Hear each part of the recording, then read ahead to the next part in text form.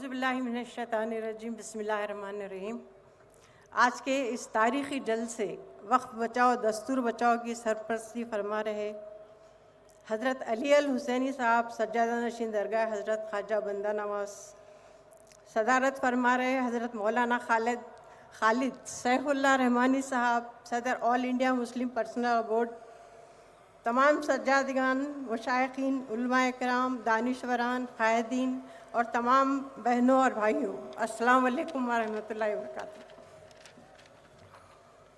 شہر گلبرگہ اور دور دراز سے اس عظیم الشان احتجاجی جلسے عام میں جوش و خروش کے تشریف لائے میرے عزیز بھائیوں اور بہنوں، مجھے یقین ہے کہ آپ کا یہ ولولہ، آپ کا یہ جوش، آپ کی یہ بیداری دشمنان ملت کے ایوانوں میں زلزلہ برپا کر رہی ہے۔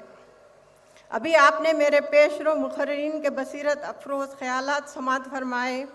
آج یہ عظیم الشان اجتماع آل انڈیا مسلم پرسنل بورڈ کی رہنمائی میں کل جماعتی اتحاد ملت گلبرگہ کے زیر اہتمام منعقد کیا گیا ہے، اور یہ وہی ہمارے اتحاد کا سب سے بڑا ثبوت ہے کہ بعض نظریاتی اختلافات کے باوجود جب کوئی مسئلہ قوم و ملت کا سامنے آتا ہے تو ہم سب ایک جٹ ہو کر سینہ تانے کھڑے رہتے ہیں۔ کیا آپ اس حقیقت سے بے خبر ہیں کہ مرکزی حکومت اپنے ناپاک عزائم کے تحت اپنے پوشیدہ منصوبوں کو عملی جامہ پہنانے کے لیے کس طرح سازشیں رچ رہی ہے؟ انہوں نے پارلیمنٹ میں وقت ترمیمی ایکٹ کو جس انداز سے منظور کروایا ہے وہ اس ملک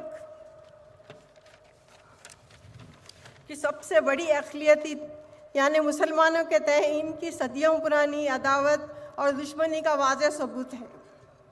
میں آپ کو بتانا چاہتی ہوں، یہ بل صرف ایک قانون نہیں، یہ ہماری مذہبی پہچان پر ایک کاری ضرب ہے، یہ ہماری دینی خود مختاری پر ایک سنگین حملہ ہے، یہ ہمارے آئینی حقوق کی واضح خلاف ورزی ہے۔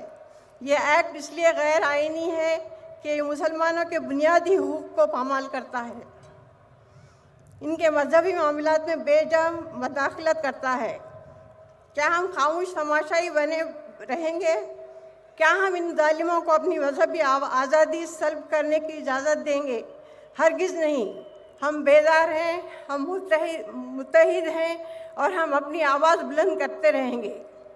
یہ احتجاج، یہ اجتماع اس عزم کا اعلان ہے کہ ہم کسی بھی قیمت پر اپنے مذہبی حقوق پر آنچ نہیں آنے دیں گے۔